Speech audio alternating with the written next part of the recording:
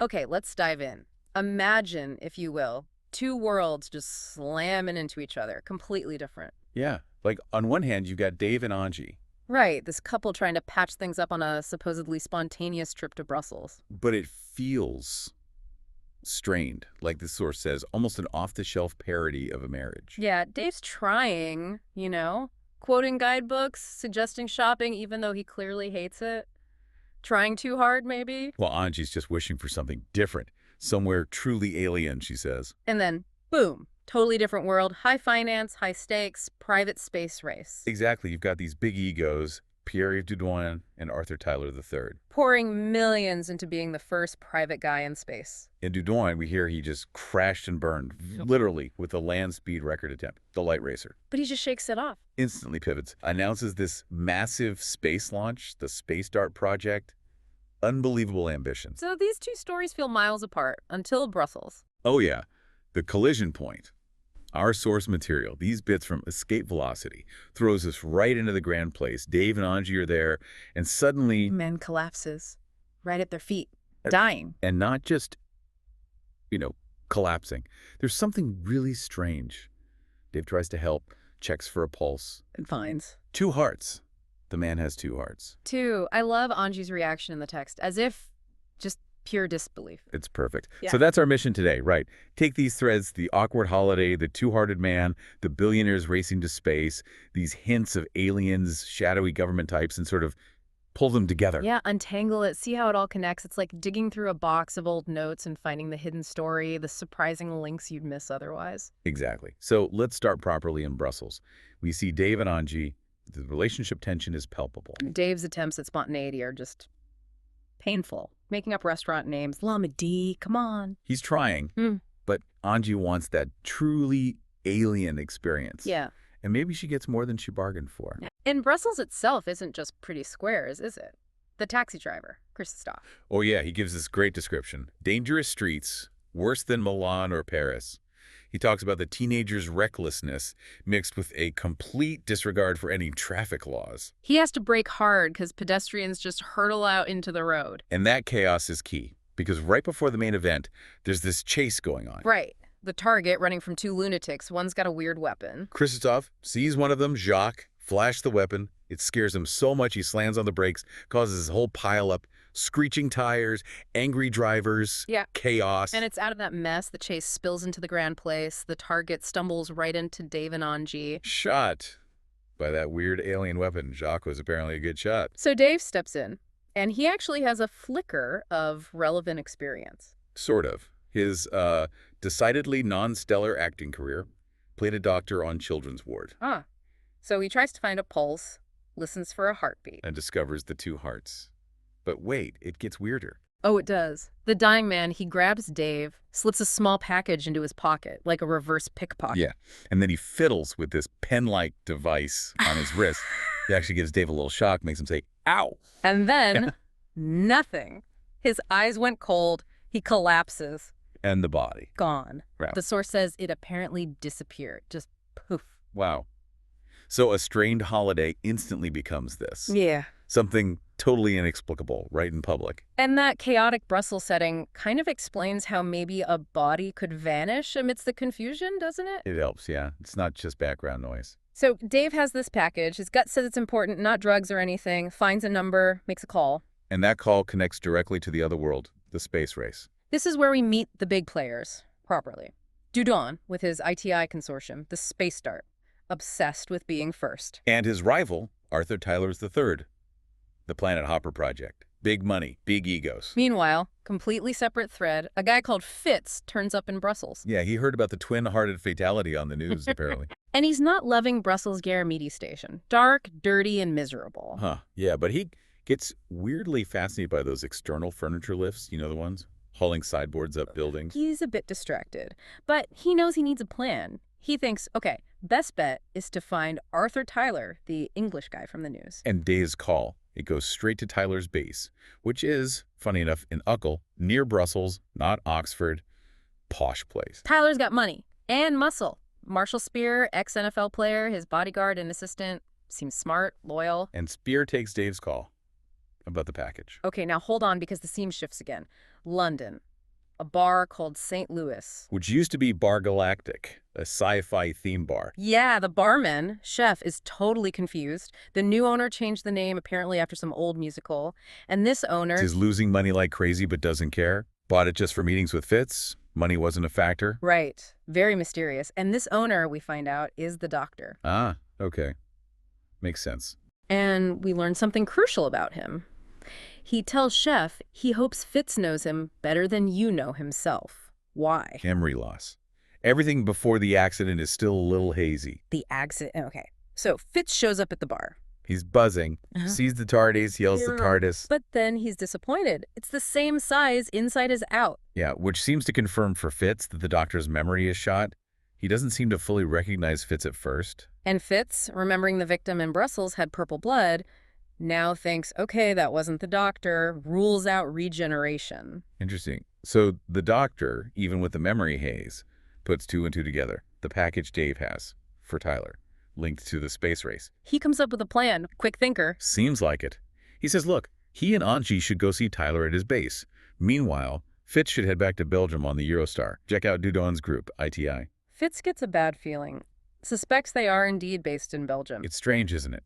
The doctor knows about space tech, Tyler's project, but his own past. Blank slate, mostly. And Fitz is supposed to be helping him, but Fitz is starting to worry about his own memory, too, forgetting that he's forgetting things. Creepy. Very unsettling. So paths split. The doctor and Anji head to Tyler's base. It's heavily secured. And Anji's observing the doctor, finds him easygoing and nice, but maybe too easygoing. How so? He keeps pace with her, sprinting across a field without breaking a sweat. He seems to know things he shouldn't, like being in Tyler's diary already. It's uncanny. Right, and this is where Anji really starts to shift. The source calls it crossing an invisible borderline. She's always been rational, skeptical, but the weird gun fits the doctor. She has to start considering aliens. And the idea that her boyfriend might have been kidnapped by them? It sounds crazy, like a tabloid headline. But it's her reality now. She even thinks about sexism she faced in banking, compares it to maybe what Dr. Sharon Jones at Tyler's base faces in science, wondering if it's all the same underneath. That's a really interesting grounding thought amidst the chaos. Meanwhile, back in Belgium, Christine Holland enters the picture. An Oxford lecturer. Messy office, understanding Secretary Beverly. But she's got history. Big history. Part of this famous Oxford love triangle with Tyler and Dudon years ago. She married Dudon, had a daughter, Pippa. Marriage failed. She does not like Tyler, won't take his calls, calls him Uncle Arthur. But Dudon plays dirty. Really dirty. How? He takes their daughter, Pippa, who's 8, out of the country, flies her to Belgium, basically kidnaps her. What? To force Christine's cooperation. He tells her a man is dying at the ITI base, he needs her expertise, sends a private jet. Christine must be furious. You've kidnapped your own child. Totally furious. But she agrees to go. For Pippa. So Christine gets to Brussels. Dudon introduces her to Fracon, an actual alien. Yeah, Dudon explains everything for hours. And despite being terrified for Pippa, Christine, the scientist, she's hooked. Intellectually thrilled, the source says. Working with aliens, she's fascinated by Kulan physiology, the bipedal humanoid shape being common. Her scientific curiosity kicks back in hard, but then she finds out about Dave. He's at the ITI base down. Yes. Sweating and shivering. He's got this alien infection. Samoda, another Kulan there, thinks it's fatal. Oh, God. Christine calls it a science fiction myth, like a horror movie, but she agrees to help the Kulan if Dudon brings Pippa there safely. And this is where we get the bigger picture on the aliens, the Kulan. There's a warrior chief, Koigwin, waiting with an invasion fleet. Waiting for word from the advance party, Samoda, Fracon, who landed years ago. And he wants revenge. Yeah, revenge for Kulan blood spilled on Earth. He wants to invade, wipe out humanity, and he trusts his cousin Fracon to give the green light. While all this is happening, that kid, Corey Hammond, starts seeing strange things in the sky with his telescope. He senses something's coming. And lurking in the background, Control, head of CIA alien intelligence. Secret base under the monument at Waterloo, Belgium. Very James Bond. Totally. He hates Unit 1's alien stuff kept under wraps, his control. His agent, Fisher, went MIA monitoring aliens. And he's bugged Fitz. Yep. Audio and video. Though at first all he hears is Fitz moaning about the weather in his hotel room. Fitz then meets Samoda, the other Kulan, the one trying to stop Fracon. Right. Samada just escaped Control's HQ using a captured palm top. He comes to rescue Fitz. Their escape? It's not smooth. No. They stage this car crash with a decoy angry motorist and a beat-up BMW. Control's agents Williams and Murphy are watching. Fitz thinks they got away lucky. But Samada spots they're being followed. It was a setup by Control, just to track them more easily. Murphy's left regretting his life choices in the wreckage. Control's happy, though. The bugs are working, Fitz is tagged, Samada's in his sights. But Fitz and Samada manage to shake them, for now. But then they have trouble getting out of the ITI building later. Alarms, guards with alien guns tumbling downstairs. An agent, Cruz, is after them, but gets called off. Yeah, Williams tells her they have the main target, Fitz, on tracker. Samada, watching from hiding, feels he owes Fitz for saving him earlier. Samada's really worried now, isn't he? Time's running out. Desperate. He thinks Fracon and Dudon are about to launch the space start. If Fracon reaches the Kulan fleet, He'll lie. Say humans killed the advance party. Recommend invasion. exactly. And without Samada there to counter him, the Council will believe Fracon and order humanity wiped out. Samada needs the truth. The info about Fracon that's somehow connected to Dave's infection to get to Tyler. He insists on sticking with Fitz. While this is going on, Anji's rushing back from Oxford to Tyler's base near Brussels. She needs to be with Dave, with the doctor, help stop this. But she's questioning her sanity, right? Is it all a weird dream from bad muscles? Yeah, but she knows it's real. She's crossed that line, the invisible borderline. No going back to just being skeptical. Okay, so all roads lead to the ITI launch facility. Showdown time. And Fitz and Samada make quite the entrance. Crashing the BMW through the main gate, under fire from guards. Subtle. Not even slightly, while that chaos erupts at the front. The doctor's group sneaks in the back from the beach. Yeah, Doctor, Anji, Tyler, Spear, Christine. Security there is almost non-existent. They slip right in. Inside, the launch system is weird. Not a rocket tower. No, it's like a 2-mile enclosed railway track. Uses magnetic induction, high-tech. And they hear an announcement. 90 minutes to launch. Pressure's on, and priorities clash immediately. Anji sees Dave. He's there, at the ITI base. Oh, but he's still sick. Yeah, somehow he's back there. Mobile, but clearly suffering from the infection. Anji's focus is purely on him. Dave is why we're here, she tells the doctor. But Doctor has to think bigger. He gets it about Dave, but Billions of people will die if Fracon gets to space. The stakes are enormous. Anji understands logically, but seeing Dave, it's tough. they have to stop the launch. Tyler and Spear want to just smash the computers. Practical guys. Anji needs to act. Feels helpless. I might as well do something. She goes with them, even though there might be guards. The doctor, though, he has a theory. Kulan Tech might respond to telepathy. Telepathy. Christine's skeptical, calls it on the other side of the lunatic to ride. But she respects the doctor's insight. He wants to use her prototype control headset for Kulan Tech. Try to override the launch commands mentally. He tries it and it backfires. Badly. He convulsed and then fell to the floor unconscious. Christine rushes to help him. Meanwhile, Anji, Tyler, Spear reach the computer room. Empty. Surprisingly, yeah. Anji uses this little critter device Tyler gave her. Some kind of disruptor. Tyler says wait for it to do its worst. Tremendous crash. The ceiling caves in. Debris everywhere. And Fitz and Samada just fall through. Apparently. Yeah. Must found a very unconventional, probably painful route into the building. Right at that moment, the Kulan fleet arrives in orbit. Corey Hammond sees it. Koi Gwyn confirms they're hidden, waiting. And then, oh God, this scene at the launch pad tower base. It's awful. Dave's there with Anji. Fracon shows up, that death mask grin. He's got a hunting knife. Taken from Miles Gorman, a guy he killed earlier for ADB. Anji screams a warning, but Fracon... Too fast. He stabs Dave right through the chair he's sitting in, deep into the unsuspecting body. Oh, horrible. Dave convulses, bleeding. Skewered to his seat. Anji just has to watch. Unbelievably brutal. While that horror unfolds, the planet Hyper launches. With Samada navigating. And Fitz, Spear, Tyler on board. Yeah. Smoda's terrified of the Kulan fleet, of his ship exploding like Dudoin's did, but determined he has to reach the council, stop the invasion. But then, suddenly, we're on the Kulan battleship. The TARDIS is there, Doctor and Anji inside. Yes, it materializes quietly. Anji's looking at a screen showing the Kulan control room. She touches something. Thinks it's just decoration. Yeah, or something simple. But she accidentally targets another Kulan ship and fires.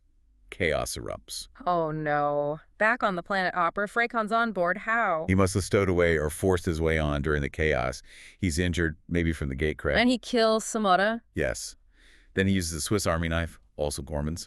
Poor Gorman to kill Marshal Spear. Freycon then gets to the Kulan battleship, reports to the Council of Three, but he lies. Completely. Gives them a fake data wafer. The doctor figures out later he swapped Samoda's real one for a blank. He blames humans for killing the advance party, demands invasion, annihilation. The Council believes him. They order the planet Hopper destroyed. Yes.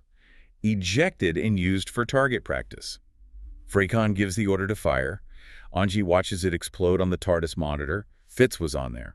And in the Kulan control room, Anji's accidental shot is causing mayhem, weapons firing everywhere. The doctor's trying to plead his case to the council, probably with Samoda's real data wafer now, but the explosions interrupt him. And the Council sees the chaos as proof. Human sabotage. Exactly. Convinced by Freycon's lies and the apparent attack, they authorize the full invasion. It all falls apart. There's a final confrontation on the exploding Kulan ship. Doctor, Anji, Fitz trying to get back to the TARDIS. Freycon, badly injured, dragging a leg, comes after them with a huge weapon. Pure hatred. But Tyler, he's there too, on the Kulan ship. How? The sources are a bit unclear. Maybe captured after Spear was killed, maybe transported somehow. But yes, he's there. He reaches an airlock control. Freycon shoots him. Hits him square in the chest with an energy blast. But Tyler, dying, slams the activation button. Pulls himself and Freycon into space. Yeah, his last words. Just you and me now, huh? And then I did make it into space. Big time. Incredible sacrifice. Wow. So the Doctor, Anji, and Fitz make it. Just barely. Stumble into the TARDIS as the Kulan ship breaks apart. Safe. For now. Inside the TARDIS, the Doctor seems... okay. Recovered from the headset thing. Physically, yeah. Yeah. But the memory loss is still there. Before the accident is still hazy. And Fitz is suspicious. He asks about the Doctor's past, his home world, destroying his own people. That nasty business. But the Doctor deflects. Just vague answers. He's just, the Doctor travels, helps people. Yeah, bug. Doesn't really confirm or deny Fitz's implied accusation. So what a ride through these excerpts, huh? From a couples therapy holiday gone wrong. Interstellar war, alien betrayals, and huge sacrifices. It escalated just a little bit. The connections are wild when you lay them out. That package from the dying man links Brussels to alien tech to the space race. And the space race itself gets tangled up with an invasion fleet. And that weird bar in London connects the Doctor, his memory loss, and Fitz. It's all interwoven. And the cost. It's immense. Dave's horrific death. Spear and Tyler's sacrifices in space. Anji's trauma being thrown into this impossible reality. Fitz dealing with his own fractured memory, maybe. Christine pulled back into this dangerous orbit around Dudouin and Tyler. Samoda killed before he could stop the invasion plan. Yeah, tragic outcomes for so many. And we're still left wondering, especially about the Doctor. That accident, his hazy memory. Fitz clearly thinks there's more to it. Something the Doctor isn't saying or maybe can't remember. It hangs there at the end. It really does. It makes you think, doesn't it? About what? Just how the mundane, the everyday problems we all have, relationship stuff, work stress, how thin the line might be between that and something huge, something completely unexpected operating just under the surface. Like unseen battles happening all around us. Exactly. Just waiting for that random encounter, that wrong turn in a foreign city to pull you across that invisible borderline into a reality you never knew existed. Makes you wonder what's really going on just out of sight.